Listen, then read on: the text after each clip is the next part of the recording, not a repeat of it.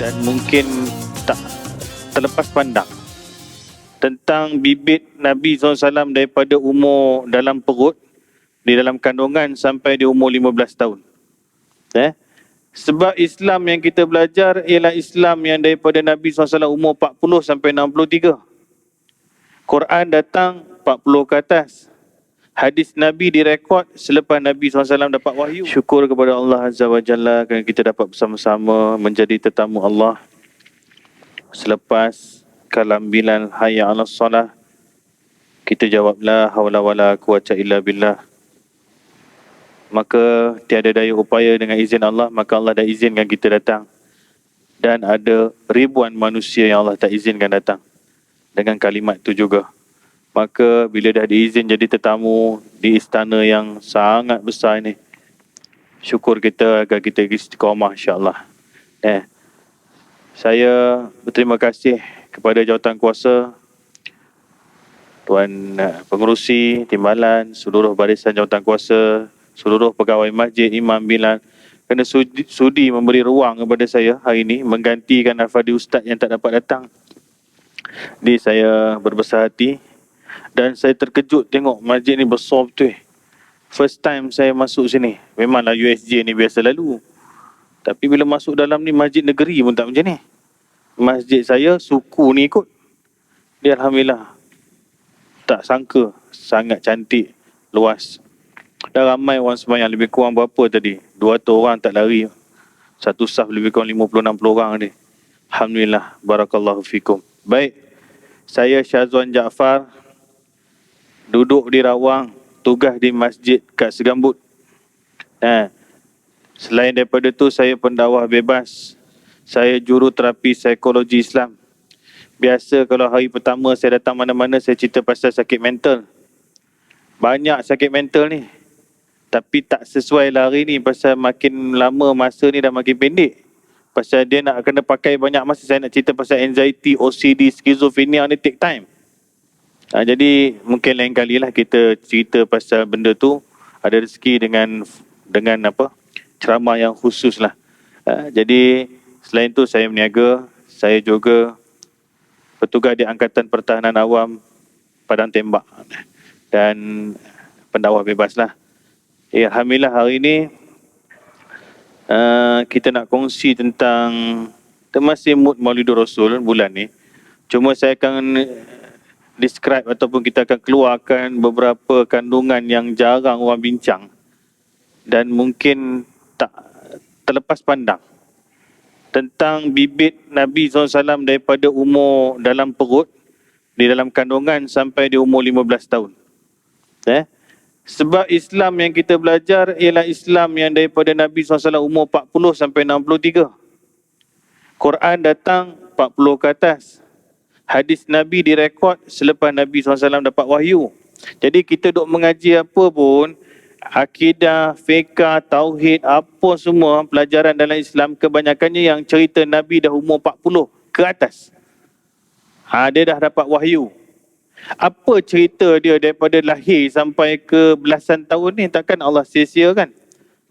Sebab itu Allah letak dia jadi Rasul umur 40. Kosong sampai 40 tu takkan tak ada apa-apa lesson yang kita boleh ambil. Takkan tak ada apa-apa pengajaran. Kosong daripada dia belum lahir sampai dia umur 40 tu, apa cerita? Kita tak boleh nak ambil dia dah umur 40 sampai 63. Itu hari-hari kita dah belajar.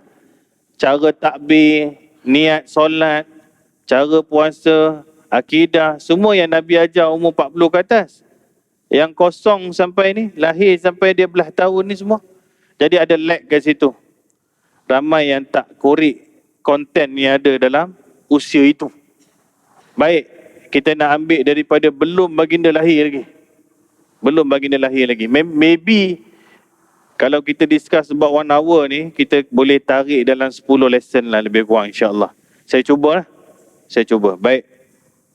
Nabi SAW lahir 12 Zulhijjah tahun Gajah. Adakah pasti tarikh itu? Tak pasti. Tapi majoriti setuju. Majoriti setuju. Kenapa tak pasti? Ada 8 ke 9 pandangan tentang tarikh lahir Nabi. Sebenarnya cerita Nabi lahir sampai Nabi besar ni siapa yang cerita?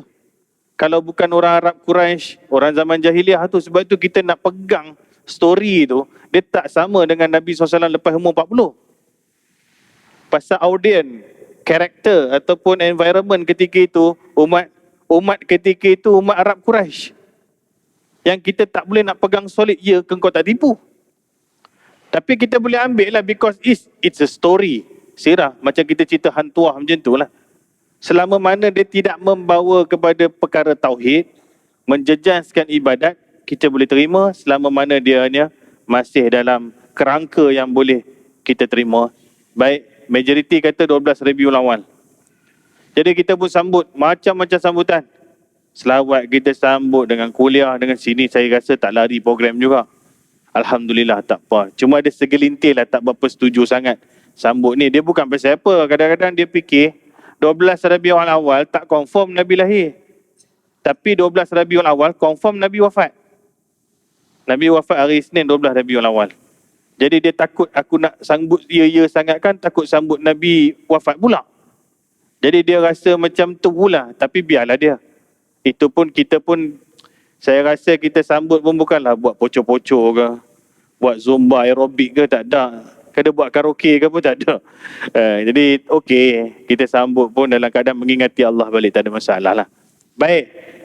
Lahir baginda SAW 12 Rabiul Awal tu ketika ayah dah tak ada. Bila ayah tak ada, kita panggil dia yatim, belum piatu lagi. Ayah tak ada, ayah dia pergi mana? Ayah dia niaga kecil-kecil, tengah travel pergi ke Syria, on the way balik ke Yathrib, meninggal kat situ. Jadi ayah Nabi SAW meninggal ketika Nabi SAW dalam kandungan lagi. Aminah tengah sarat. Aminah tengah sarat, tunggu masa nak deliver je. Jadi Aminah pun sedih, ni anak kandungan aku ni bakal jadi anak yatim. Suami pun tak sempat tengok anak ni. Jadi macam mana nak jaga anak ni? Pelajaran pertama. Ni sebelum Nabi lahir ni. Abdullah berjaya meninggalkan isterinya dan baginda SAW 1 rumah, 5 unta, beberapa ekor kambing. Okey, apa nak belajar kat sini? Ya, dia Arab. Dia bangsa Arab Quraisy. Tapi ada pelajaran kita boleh ambil dalam bangsa ni. Contohnya menepati janji, meraih tetamu dan sebagainya. Jadi Abdullah berjaya prepare 1 rumah, 5 unta, beberapa ekor kambing. That means he already well prepared if contingency jadi apa-apa tu dia. Untuk keluarga. Kita boleh ambil pengajaran kat sini. When somebody reach umur area 40 to 35 or 40 lebih kurang, suppose dah ada one asset, rumah dan kenderaan paling kurang dan beberapa simpanan lain. Nah, ini masalah youngsters. Sorry to say. Because nowadays, budak-budak muda, dia dapat saja posting kerja mana-mana, 2-3 bulan dapat payslip, terus keluar kereta baru, Honda ketam tau. Saya pun tak tahu Honda ada ketam. Tapi dia ambil lampu belakang yang brake jadi macam ni, macam tangan ketam tu, rupanya tu Honda ketam dipanggil. Harga ratus ribu tuan-tuan. Bukan puluh ribu, cecah ratus ribu. Kadang-kadang dia keluar Vios baru. Tuan-tuan, you ada diploma, degree, you baru first year posting, gaji you dalam 2,000 je. You ada 3,000, tu nak dapat 3,000 tu pun berapa tahun lagi. Tolak lebih kurang dapat 2,000. Bayar ketam tadi tu dah 1,000. Bayar ketam dah 1,000. Lepas tu, daily use money berapa? Overhead hari-hari. RM30 tak lari. Makan pagi, tengah hari sampai malam, minyak lagi. RM30. Ada kahwin, baru kahwin pula tu. RM30 sehari kali sebulan, tak 1,000. 1,000 kereta, 1,000 belanja overhead ni, utility semua ni. Nak makan apa ni? Tak campur lagi PTPTN-nya, tak campur lagi dengan duit api, air, telefon, macam-macam. Tak adalah kes yang ambil tabung masjid pula. Tu berjadi depan saya. Kita rakam, kita report. Jadi ini masalah lah. Benda-benda, you kejar sesuatu benda yang tak realistik. Kenapa tak beli aset dulu? Kenapa tak beli benda yang bukan ada susut nilai dulu? Selama hari ni boleh pakai Honda motor tu pula, hidup pula. Bila bukan tak boleh, tetapi it's not, bukan perlu kejar itu dulu. Perlu kejar itu dulu. Tapi masalahnya Ustaz kan cakap kat sini semua veteran je, yang muda-muda tu tak ada. Itulah masalahnya. Nah, nak bagi dia faham susah. Jadi bila tak beli rumah, you tangguh 5 tahun lagi, you takkan boleh beli. Kalau sekarang pun tak boleh beli, akan datang lagi tak boleh beli. Tiap tahun dia increase berapa tinggi. Hari ni 300,000, tahun depan dah 400,000, tahun lagi satu 500,000. You punya gaji naik berapa tinggi. You takkan boleh beli punya. Sebab tu ada satu kawan saya, di dalam masjid, dia tugas, dia part-timer masjid, dia jadi imam. Dia ni kerja penerangan, masuk SPM, grade paling rendah, 17, 11 ni. Gaji 1,000 lebih lah, lebih kurang. Jadi dia ambil part-time jadi imam masjid saya, dia pun tambah allowance sikit lebih kurang. Dia tangkap wajah buruk satu. Bukan saya cakap wajah tu buruk, wajah tu second hand lah. Bayar dalam ratus-ratus je, 200-300 macam tu lah. Jadi hidup dia berkeluarga, ada anak isteri. Ada sikit duit, dia beli rumah. Rumah dia beli, pelik. Dia duduk Kepung, rumah kampung dekat Parit Buntah, rumah beli kat Kampar. Tahu Kampar tu kampung saya, Perak tu. Tengah-tengah tu. Saya tanya dia, kenapa kau beli rumah yang tak ada kena-mengena dengan hidup kau ni? Ini je aku mampu kan. Dengan gaji aku, rumah dalam 100,000 lebih, rumah tu landed, teras. Habis nanti dah pencen kau nak duduk situ kan? Tak apalah, duduk mana-mana pun boleh. Bila anak dah besar ke apa, ada punya otak. Dalam beberapa tahun dia cakap dengan saya, rumah tu dah makin naik harga dan dia dah ada orang sewa, tolong bayar kat bank. Tolong bayar kat bank. Dia tak duduk situ lagi, dia beli aset je. Dan baru beberapa tahun lepas, dia jual wajah dia, dapat deposit, dia ambil satu, baru dia beli umur 38 macam tu, baru dia beli satu kereta baru, Almira. Dalam keadaan rumah dia dah orang bayarkan, dia dah ada kumpul kekuatan. Ini betul. Yang satu umur lebih kurang dia tadi tu, dah terlingkup apa pun tak tahu dah. Tu tak cerita kredit kad lagi. Ini pelajaran pertama. Dia orang dah simpan sesuatu untuk keselamatan anak dan isteri. Jadi umur 40 lebih kurang, you jangan main-main lagi. Suppose ada sesuatu pasal ajal dan maut, kita tak tahu. Bukan kira usia dah.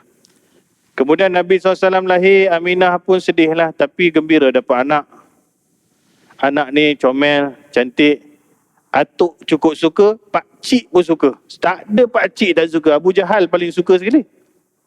Suka beratus ekor kambing ditumbang kan. Abu Lahab dia kendong Nabi SAW, dia pusing tawaf Kaabah. Abdul Muttalib bagi nama Nabi Muhammad. Aminah nak bagi nama Ahmad Muhammad. Dan tahu tak, itulah detik pertama manusia bernama Muhammad. Sebelum itu daripada Nabi Adam sampai Rasulullah, tak ada seorang pun nama Muhammad. Macam mana Abdul Muttalib boleh bagi nama Muhammad? Satu hari Abdul Muttalib ni orang meniaga lah. Dia travel, terjumpa satu golongan ahli kitab Taurat. Sembang punya sembang.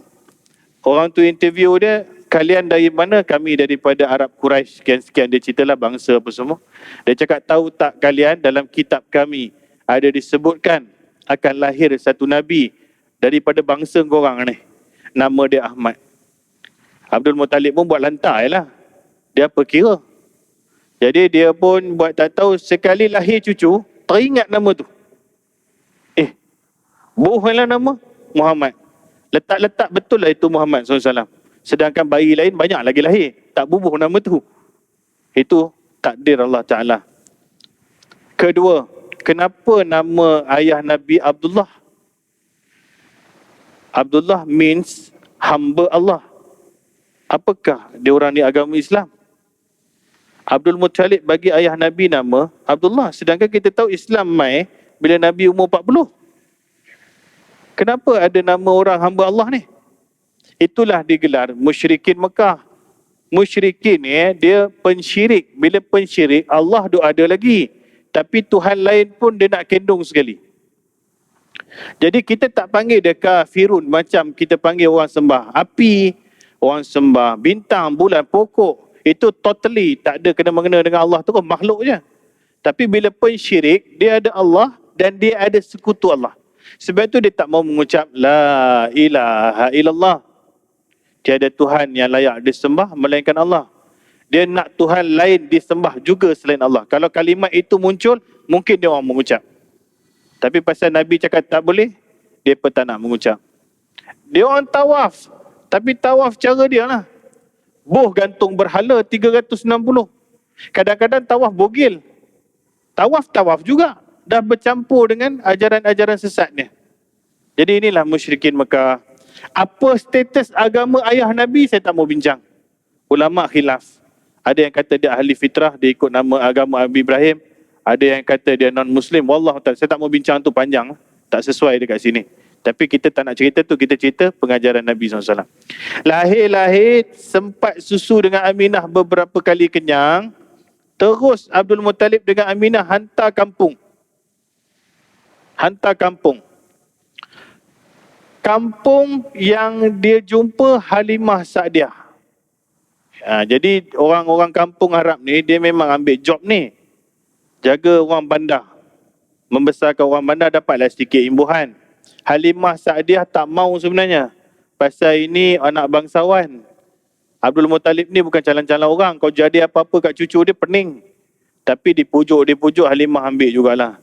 Halimah dah ada 7 orang anak lebih kurang. Campur Muhammad, automatik jadi 8 orang. Bila seorang ibu susu menyusukan seseorang bayi, maka secara automatik dia menjadi anak kandung. Anak kandung susu. Nasab ikat dengan susu. Nasab boleh ikat dengan darah. Nasab boleh ikat dengan perkahwinan. Dan Nabi Muhammad dengan Halimah Sa'diah ialah ibu susu. Dia kira haram kahwin sampai kiamat. Dan haram kahwin dengan adik-beradik dia semua mahram belaka. Apakah ikatan dengan perkahwinan? Kalau kita kahwin dengan anak kita kahwin dengan satu orang, itu menantu kita pun haram kahwin sampai kiamat. Itu ikatan dengan perkahwinan. Macam tu lah. Ada ikatan dengan darah, tuan-tuan pun tahu, anak saudara, pakcik, atuk, tu talian darah pula. Baik. Bila susukan Muhammad SAW, Muhammad SAW ni budak yang sihat, cergas. Umur 5 bulan dah boleh bercakap sikit dah. Umur 9 bulan boleh berjalan. Saya rasa cucu tuan-tuan pun boleh kot 9 bulan jalan. 2 tahun dah mula pegang kambing. Dah mula ikut cucuk tanam ni. Perternakan dan pertanian 2 tahun dia dah pergi. Okey, saya nak berhenti kat situ. Kenapa hantar kampung? Memang metodologi pendidikan awal kanak-kanak zaman mereka ialah kena hantar anak-anak cucu ni pergi kampung belajar bahasa, akhlak, adab dan kemahiran hidup. Memang kena belajar ni kat kampung. Dan kita juga implement this concept. Kita tengok pondok-pondok sekolah tahfiz, dia isolate, dia terasing daripada cosmopolitan kepesatan bandar. Kerana bandar bukan tempat sesuai untuk belajar. Kita tengok UiTM misalnya, universiti dulu-dulu orang panggil tempat jin bertendang. Nak pergi punya jauh, kenapalah buat kat Lubuk jauh-jauh ni? Bukan, dia kena asingkan. Pasal budak ni kalau dekat sangat dengan bandar, dia jadi masalah. Jadi dia duduk kat situ pukul 8.30 malam, buka pintu, rimau je mengaum. Orang kedai pun dah tak ada dah. Belajarlah kau. Pagi-pagi bangun subuh, basuh kain sendiri, jemur kain sendiri, you belajar live, you campur dengan orang kampung.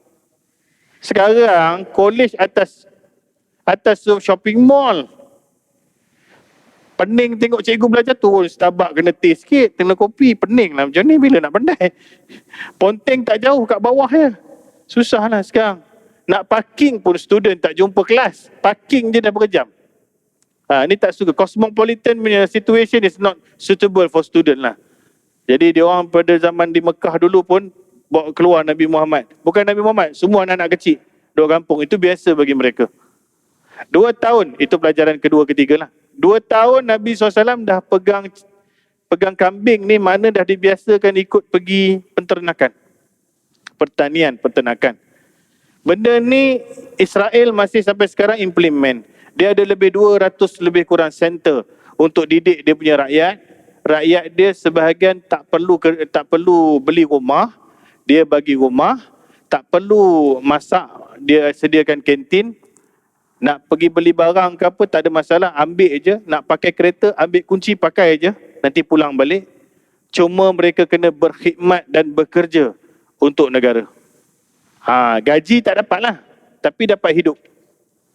Dia bagi satu rumah, kau kahwin, kau duduk rumah ni, kau beranak lah banyak-banyak. Nanti kalau lapar, rumah tak boleh ada dapur. Tak boleh. Dia kena pergi pusat center makan. Beratus orang makan ni. Beratus-ratus orang makan ni. Dia satu kantin. Bila nak basuh, pergi kat dobi sana. Tak payah bayar. Kalau nak beli sabun ke apa, pergi kedai situ. Ambil. You sakit, you pergi klinik sana. You nak pergi sekolah, ada situ. Jadi dia bekerja, sambil tu dia dapat hidup je. Duit tak ada. Tapi saya bukan nak ambil kat situ lah. Sebab tu ekonomi dia orang pesat. Dia kontrol ni by satu sistem. Jadi dia orang kalau nak lari, tak boleh lari lah. Nak bawa selai sepinggang macam mana? Anak-anak semua duduk dalam tu. You hidup tapi you tak memiliki. You have no asset. Rumah you kalau mati, esok lain orang lain duduk. Kereta you boleh pakai tapi you pinjam, you kena letak balik kunci. You tak boleh own apa-apa. Tetapi dia bagi you hidup lah. You tak matilah. Jadi, tapi saya nak ambil 2 tahun, dia tak ajar sekolah. Dia suruh pegang cangkul dengan benih. Ni, anak-anak Yahudi. 2 tahun, dia dah mula pegang-pegang. Dia ikut Nabi. Bab ni lah, jangan ikut bab lain tadi, bab ni. Kita 2 tahun, cucu pandai dah. Pandai buka YouTube. Habis memori nenek. Atuk punya handphone pun jadi hang. Cucu punya pasal. Umur 2 tahun. Nabi dia dah pergi ikut dah. Buat kerja. Baik. 4-5 tahun Nabi membesar, duduk kampung, dah belajar adab, bahasa pun dah cantik, boleh cakap, comel, dah kuat sikit badan dia. Umur 5 tahun lebih kurang, ada satu peristiwa besar jadi. Dia tengah main dengan abang susu dia kat padang. Tahu-tahu abang susu dia nampak Nabi SAW duduk atas batu. Ada makhluk 2 kiri kanan duk pegang dia. Putih bajunya, besar dan dia tak pernah dikenali sebelum ni. Apa dia buat kat Muhammad? Dia baring dengan Nabi kita, dia belah dada. Tuan-tuan pun tahu cerita tu lah. Dia cucikan hati, kemudian dia masukkan balik. Ada riwayat kata daripada air Zam-Zam. Wallahualam lah cerita tu. Jadi dia terbang, lari, hilang. Abang Muhammad SAW ni, abang susu dia ni, panik lah, balik lah. Balik jumpa Halimah Sa'adiah, lagi panik orang tua tu. Makcik. Ya ibu, adik aku Muhammad, ada orang tangkap dia. Orang tu besar, aku tak boleh nak lawan. Dia potong Muhammad macam ni, dia buat macam ni. Lagi panik orang tua tu, panik attack pun dah. Jadi dalam pada panik tak panik, orang Perak panggil libang libu tu. Daripada keluh kesah tu, dia pun lari, pergi cari Muhammad. Sekali dia sampai tempat kejadian, Nabi Muhammad elok, tak ada apa-apa. Lalu dia tanya baginda SAW, Muhammad, cuba cerita sikit, betul ke abang kau cerita ni? Betul. Memang tadi ada 2 orang datang, tangkap aku. Dia baik.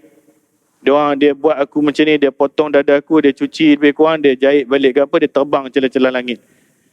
Jadi Halimah Sa'adiah, pening lah. Nabi Muhammad ni, daripada lahir sampai 5 tahun, macam-macam benda jadi. Tu tak cerita awan duk naung macam-macam lagi. Dia cakap ni dah habis lah ni. Aku kena hantar balik ke atuk dia lah. Kalau lama aku jadi simpan, kalau jadi apa-apa kat Muhammad, aku tak tahulah. Jadi dia nak pulang balik. Bukan tak sayang Muhammad ni, tapi takut anak orang. Pelajaran seterusnya kat sini. Memang Nabi SAW dicuci jiwa hatinya ketika 5 tahun. Tetapi kita how to implement this story to our life.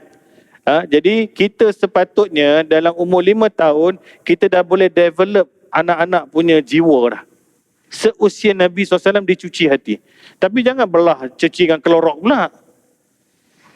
Just you give knowledge, encouragement. You suruh dia salam orang tua. You suruh dia basuh, makan tangan kanan. Letak pinggan kat dapur. You boleh suruh dia kemas mainan dia balik. Dia boleh belajar dan nilai-nilai moral masa 5 tahun. 5 tahun cucu kita Pandai lebih lagi, download game. Dia boleh TikTok lah, dia boleh rakam video, habis lagi memori. Bukan hang lagi, nak terbakar handphone atuk ni. Handphone atuk cukup-cukup boleh WhatsApp je. Orang masjid nak jemput ke mana-mana pun dah tak tahu, dah tak boleh buka WhatsApp tu. Cucu punya pasal, 5 tahun. Tapi Nabi 5 tahun dah develop jiwa, dibersihkan hati. Dan kita juga ada tadika, umur 5 tahun dah masuk tadika dah. Sekarang, tak ada masalah untuk kita implement sikit-sikit knowledge adab dan akhlak. Seusia 5 tahun.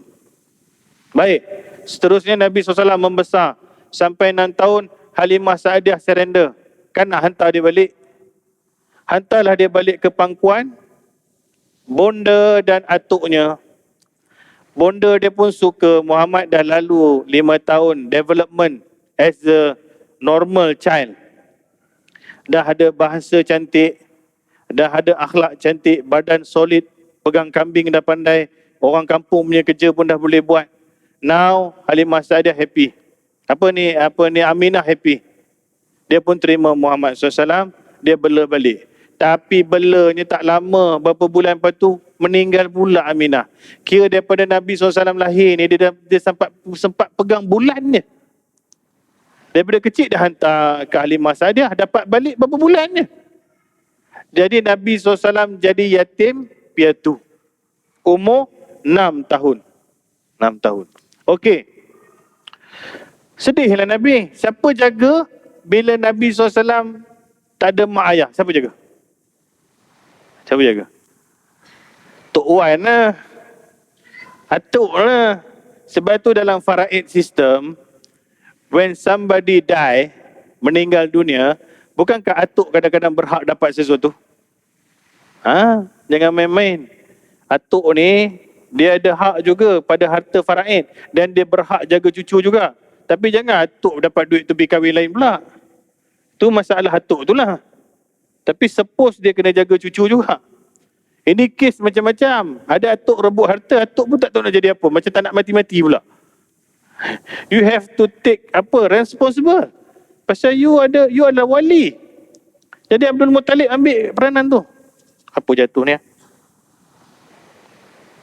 Abdul Muttalib ambil responsible tu. Jagalah dia sampai 7-8 tahun lebih kurang umur. Setahun 2 tahun. Abdul Muttalib pula tua dah.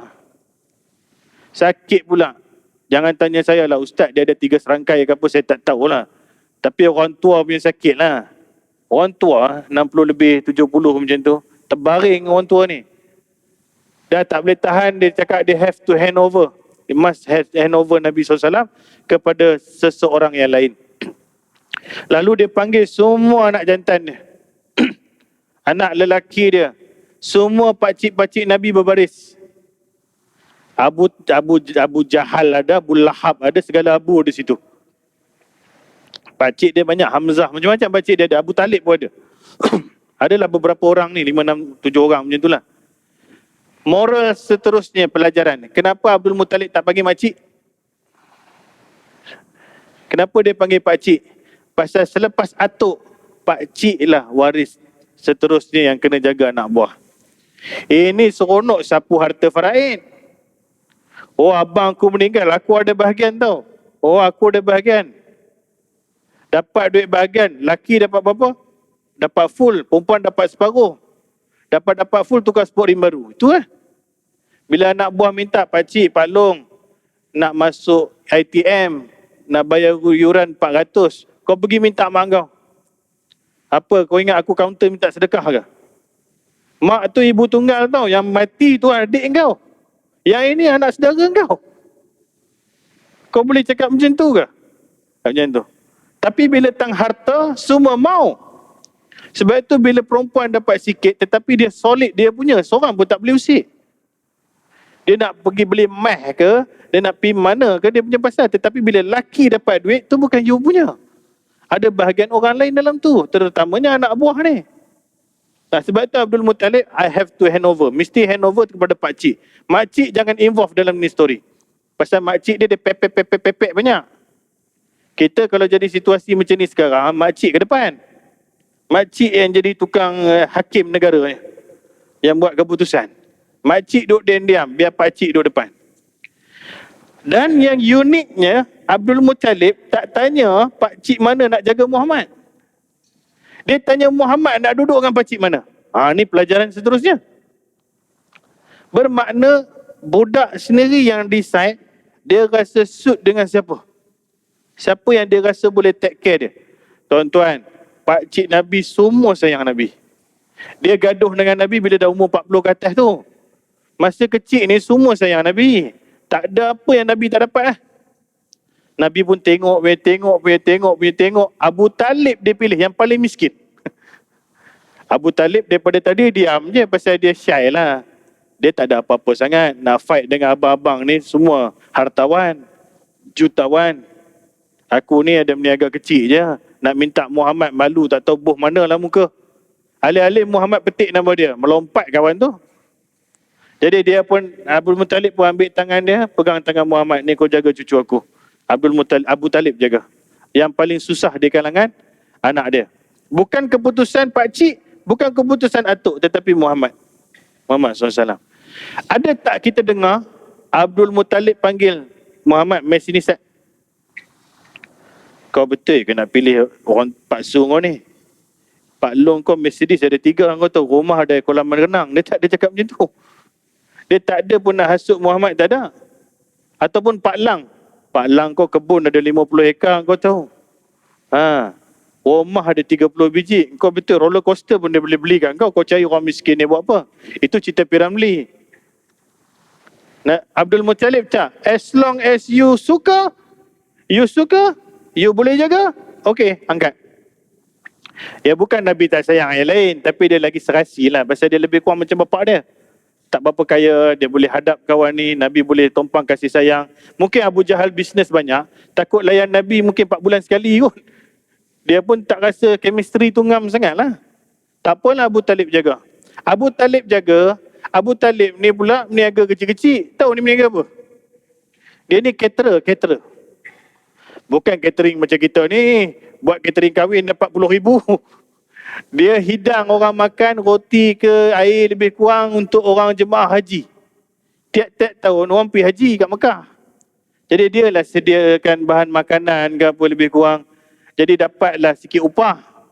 Ustaz, orang jahiliah ni dia pergi haji ke? Tanya saya letih lah. Cara dia dululah. Sebelum Nabi SAW ajar, dia pun cara dia lah. Jadi Nabi Muhammad umur 8-9 tahun dah mula involve dalam masakan, penyediaan makanan, catering, dan tolong pakcik dia satu ilmu lain, di satu tingkat lain pula. Ni pelajaran. Umur 8-9 tahun dah kenal dah nak buat roti macam mana, tolong-tolong angkat barang tu semua. 8-9 tahun. Okey, itu dia punya silibus darjah 2 macam tu lah.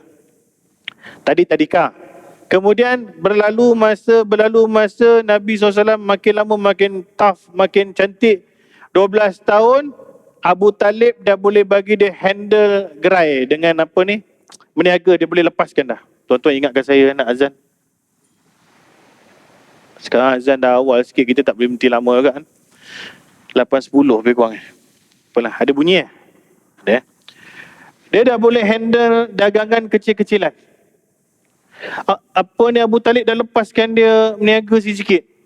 Jadi ilmu perkiraan, ilmu hisab, ilmu communication, ilmu bargain, ilmu tawar-menawar ada kat Rasul. Umur 12 tahun. Anak kita, cucu kita umur 12 tahun darjah 6. Betul? Darjah 6, hantar pinggan dapur pun tak tahu. Takat tu terang, cari mop pun tak jumpa. Mop pun tak kenal. Itu kita cerita nanti. Tapi kita cerita Nabi. Umur 12 tahun dah boleh meniaga kecil-kecilan. Jadi kita tengok cerita Upin Ipin. Upin Ipin ada kawan nama dia apa? Mak kerja apa? Mak tolong mak jaga pasar malam, jual ayam goreng. Umur 6 tahun. Dia jual RM2. Suruh cucu tengok. Tapi tak ajar cucu meniaga. Jadi tu orang kampung. Orang kampung dia memang life dia macam tu. Dia very aktif. Dan dia panggil berdikari. Baik. Membesar Nabi SAW umur 15 tahun.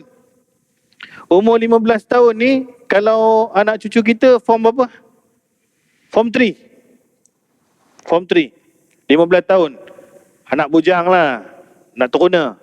Badan dah cantik, solid. Gagah perkasa. Duk kampung, duk tolong meniaga apa semua ni dia dah ada. Tahu 15 tahun dia buat apa kerja pula? Dia tolong pakcik dia perang. Dia tolong persenjataan. Dia tolong prepare soldier-soldier ni punya peralatan perang. Maknanya dia dah involved in military. Dia ada ilmu bela diri. Dia dah ada ilmu kecergasan, ilmu memanah kerana dia prepare panah untuk atuk dia. Apa pakcik dia? Abu Talib ni pemanah, jadi dia apa dia panggil? Raut panah tu. Nabi SAW tak pernah bunuh orang. Jadi bila perang dia just prepare barang perang. Kira askar jugalah. Walaupun kita panggil dia pembantu. Kena ada knowledge jugalah. Dah ada peperangan, military dan sebagainya. Kita nak stop sampai 15 tahun ni je. Bila 15 tahun dia dah belajar perang, dia dah complete package remaja dia dengan ilmu hidup. Allah bagi teori dia nanti masa Jibril datang umur 40. Allah boleh je nak bagi Quran dekat Nabi umur 15 tahun, hafal dah. Kenapa Allah tangguh benda ni? Kita tengok Imam Syafi'i boleh hafal Quran umur 11 tahun. Allah boleh bagi Nabi wahyu dan hafal Quran umur 15 tahun pun. Tetapi Allah letak dia umur 40 baru dia bagi staggered ansur-ansur sampai umur 63. Tetapi apa yang Allah bekalkan kosong sampai 40 ni? It's a practical knowledge. Jadi orang, jadi insan dulu. Sebab itu bila dia pegang wahyu, dia boleh pegang solid. Kita terbalik. Kita ada anak yang ada akademik, tapi ilmu praktikal langsung tak tahu. Langsung tak tahu. 15 tahun tadi Nabi pergi perang perempuan, tuan-tuan. Anak kita pergi perang juga. Tahu perang? Perang sampai pukul 4 pagi. Meletup-letup bunyi kat sini lah. Oh, bom, meletup sana sini. Oh, kau nak pergi belakang ni. Kita pun ingat dia sembang dengan siapa lah. Rupanya sembang dengan kawan dalam handphone. Dia dalam perang tu. Sungguh-sungguh. Oi, aku dah beli senapan baru lah. Oi, kau pergi letup sana. Bom sini sampai pukul 5 baru tidur. Esok subuh, maghrib baru bangun. Itu dia punya perang lah. Nabi fizikal dah pergi perang. Tuan-tuan tengok bukan saya nak cakap apa.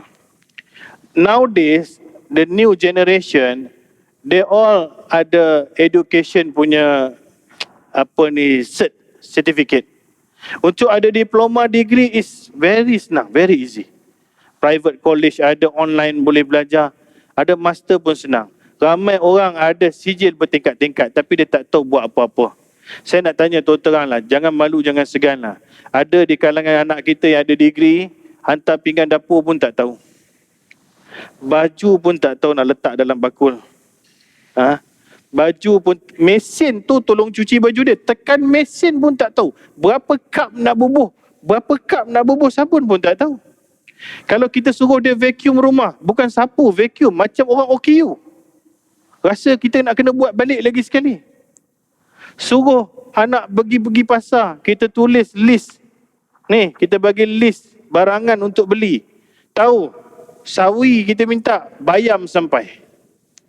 Kacang panjang minta, kacang buncis sampai. Tahu minta, tempe datang.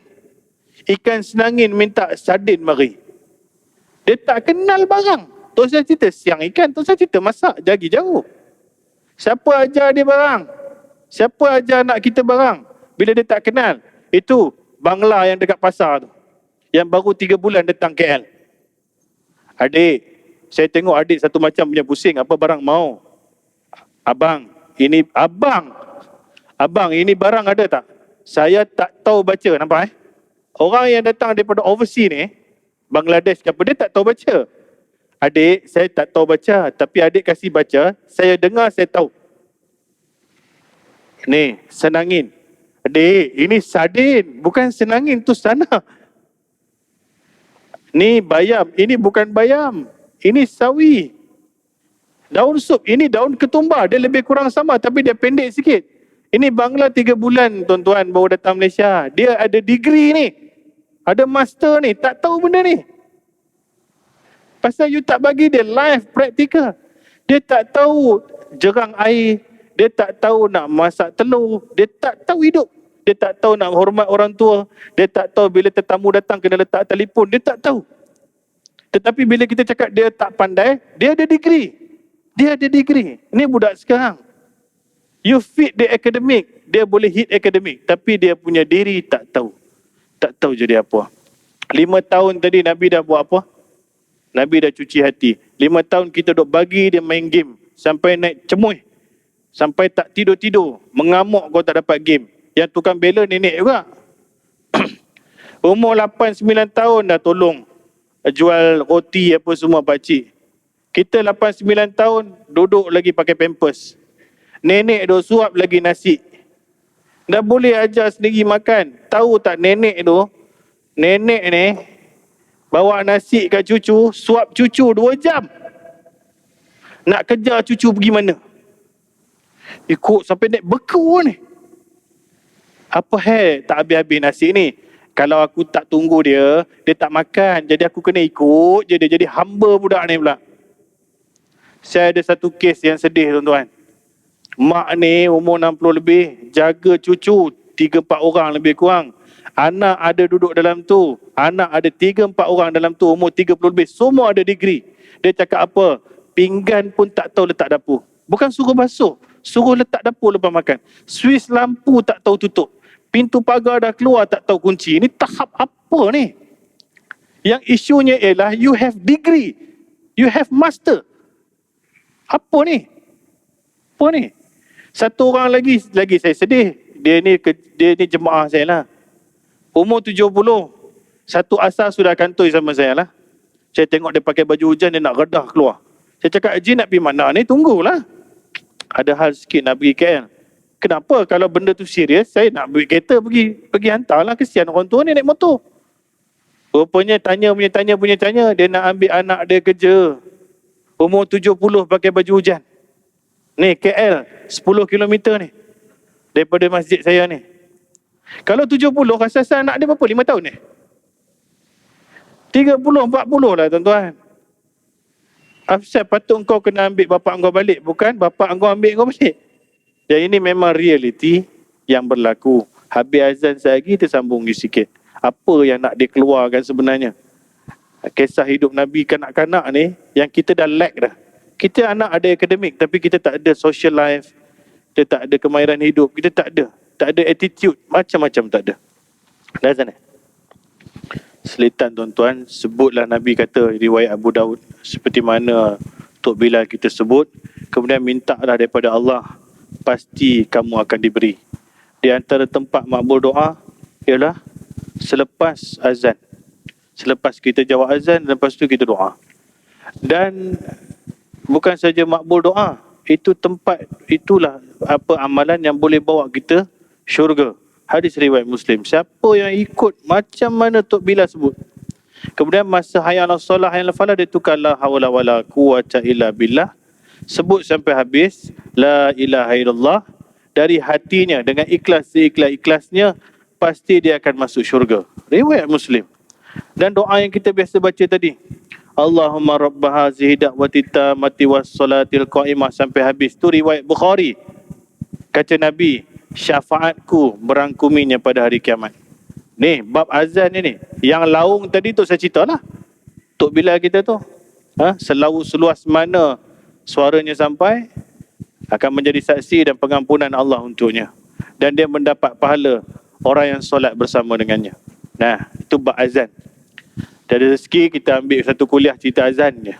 Syariat dia, sejarah dia, titik mula dia dan sebagainya. Baik, kita sambung tadi. Bila laki-laki pula tuan-tuan, bila kita minta spana, datang screwdriver. Minta screwdriver, tukul sampai. Bila tukul, minta tukul, gergaji besi sampai. Kita baru minta barang, belum suruh buat kerja lagi. Tukar mentol, tak tahu. Isi air kereta, tak tahu. Dah nak tukar minyak hitam lepas 5,000. Pakai kereta bapak sampai naik kering minyak. You dah mewah dah, you dah senang. Tapi you nak senang lagi sampai semua orang nak dukung you. Kadang-kadang benda ni kita juga yang buat. Dulu masa zaman kita pijak pen bapak kita RM5 lebih. Bapak ligan kita pukul dengan getah besi. Dia getah pipe tau. RM5.50 je pen patah. Dia punya bantai kita dengan bantai hanger sampai patah hanger tu. Hari ni cucu pijak spek atuk 500, bengkok 2 patah. Kita tepuklah tangan kaki cucu tu. Ish, kau ni budak tu baru 5 tahun kau nak tepuk kaki dia. Dia bukan tahu apa-apa. Bapa, dulu aku besar ni juga. Pijak pen kau bantai aku cukup-cukup. Bila tang cucu 500 spek bapa ni.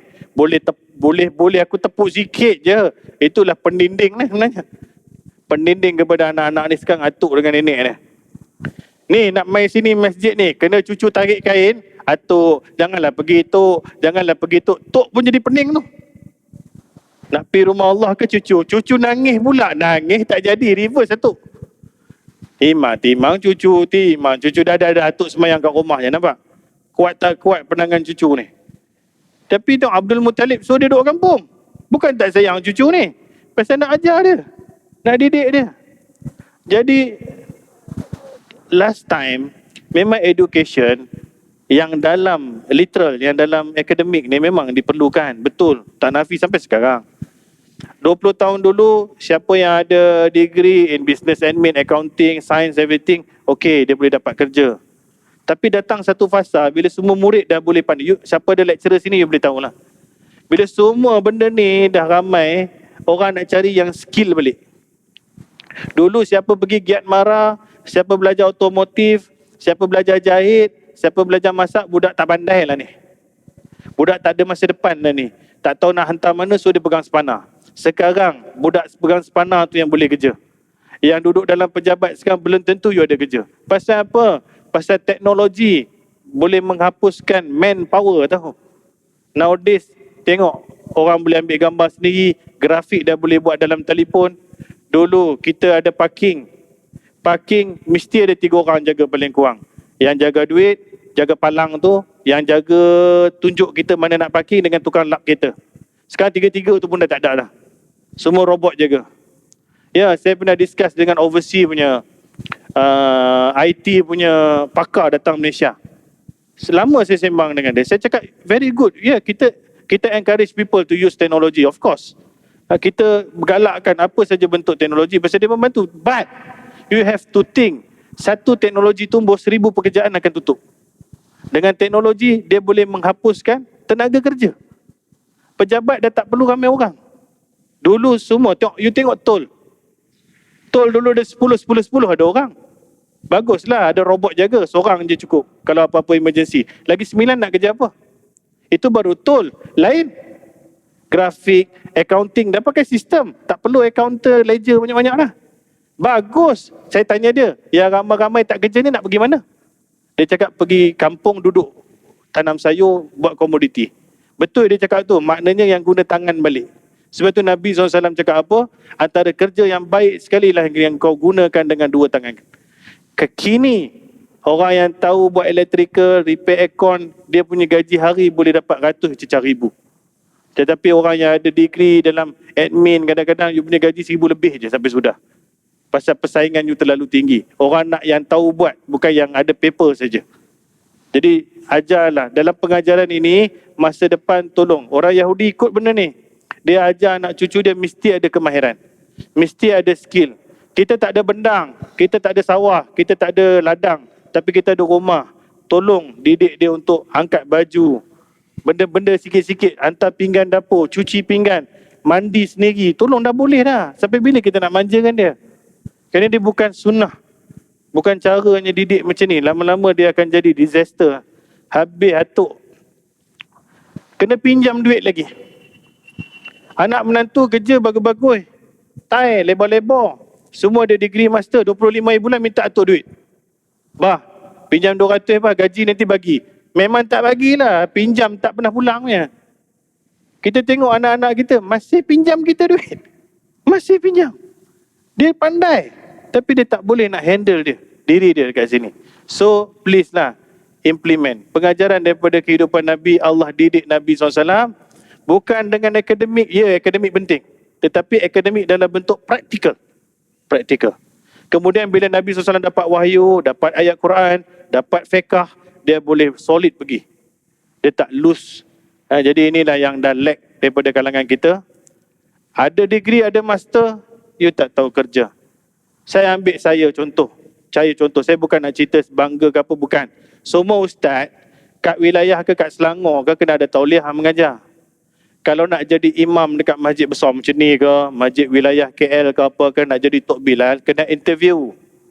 Bagus, which is bagus. Tapi tahu tak interview tu, kami nak kena ngadap siapa? 4 orang tuan-tuan. Nak nikah pun jumpa seorang je. Nak ambil tauliah 4 orang ni. Saya ustaz ni. Bawa lah sijil, bukan main tebal ni. Dia selak macam tu je. Oh, ada degree apa Okey. Tutup. Sekarang tutup. Macam tu je dia tengok. Sekarang ustaz. Ni ada ustaz fiqah, ustaz akidah, ustaz Quran, ustaz umum. Seorang bangun. Ustaz, tu ada teks kutubah ustaz. Cuba baca tengok. Macam hari Jumaat. Kita pun tu dia peluh mula keluar menitik tepi telinga. Kutubah dalam pejabat Jawi tu. Ittaqullah usikum wa iyaya bitaqwa. Weh, sedaplah teks Rumi. Ustaz, stop. Pergi tengok belakang Jawi tu, tengok macam mana dengan bahasa Arab hadis 2-3 ketul tu. Sudah. Kiri kanan dah keluar peluh dah. Boleh. Duduk. Oh, lega lah sekejap. Ni ustaz Quran pula. Ini ustaz Quran tu qari, tilawah Quran tu, tajwid. Imam masjid negara sekarang. Tak menggigil depan tu. Ustaz buka Quran muka surat ni, cuba baca. Kita pun baca, stop. Apa hukum kat situ tadi? Yang ni bertemu ni apa hukum jadi? Tadi elok kepala peluh dengan tangan-tangan pun peluh dah. Lepas tu satu lagi ustaz. Ustaz nak jadi Tok Bilal, Tok Imam ni kena bang, kena cantik ni. Cuba bangun ustaz, azan tengok. Azan yang ada lagu sedap sikit, tak mau biasa-biasa. Tengok ustaz tadi azan tu. Tu lagu Jiharkah tu. Hayya 'alas salah. Oh, orang Melayu suka tu. Hayya 'alas salah.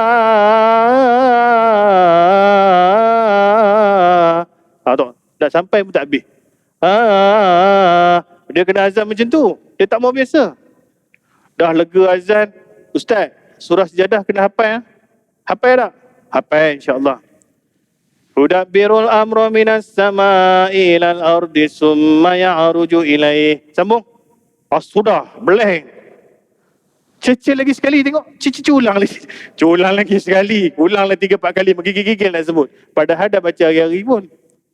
Ustaz Tauhid pula. Ustaz, ni ada satu main masa zaman saya dulu. Mila Ibrahah tengah top. Mila Ibrahah ni dia ada ajaran sesat ni. Tak tahu macam mana dia punya sesat. Cuba cerita sikit. Nak bersyarah pula kat situ. Sesat lagi tu kitab kuning lama tu, kitab Melayu tu. Jawi huruf baris pun tak ada tu. Cuba baca tengok. Kita terjemahkan bagi saya pula. Ni, saya nak cerita apa tuan-tuan. Sijil saya, dia boh tepi tau. Sijil, semua ustaz ada sijil. Dia nak tengok praktikal. You boleh buat, you tak boleh buat. Lahir akan datang, manusia semua boleh ada sijil. Tetapi you boleh buat, tak boleh buat. You jadi manusia ke tak? Kalau saya tak ada pengalaman duduk masjid ke apa, mau menggigil-gigil tak dapat tuan-tuan. Memang ramai pun tak dapat. Jadi sekadar tu dululah. Kalau saya sembang lagi kan, 9 tak habis. Jadi itu saya bawa cerita kosong umur Nabi sampai 15. 15 dia dah boleh campur perang. Involve dalam peperangan. Mana dia ada military knowledge dekat Nabi SAW. All of the story kita nak cerita is apa ni related to what we can implement daripada dia punya life from the beginning of the birth sampailah umur 15. And story dia 15 sampai 40 nanti kena panggil kuliah lain lah kot. Dah tak sempat cerita, tapi kita nak ambil konten dan pengajaran yang jarang orang sentuh ketika awal kanak-kanak Nabi SAW. Saya mohon maaf terlebih terkurang. Terima kasih sekali lagi atas jemputan. Sikit pesanan daripada Angkatan Pertahanan Awam. Tolong-tolong jaga diri tuan-tuan di hujung-hujung monsun ni. Kita pun nak masuk tengkujuh. Ini dah sunatullah, tiap-tiap tahun kita pun hadap. Tetapi Malaysia tak macam dulu. Dulu Pantai Timur saja. Sekarang KL pun boleh banjir. Tempat-tempat yang rare pun boleh banjir. Kami dah bersiap sedia. Cuma masyarakat awam pun bantu samalah. Janganlah tengah-tengah musim ni nak pergi camping kat ulu pulau mana lah. Nak pergi duduk tepi terjun mana-mana. Nanti susah tuan-tuan. Bukan tuan-tuan susah, kami susah. Semua orang susah. Dia jaga-jaga sikit. Bukan tak boleh cuti. Jaga diri baik-baik lah. Jadi sekadar tu dulu. Subhanakallah bin wika syurila anta astaghfiruka wa atubu ilaik. Wabillahi taufiq. Wassalamualaikum warahmatullahi wabarakatuh.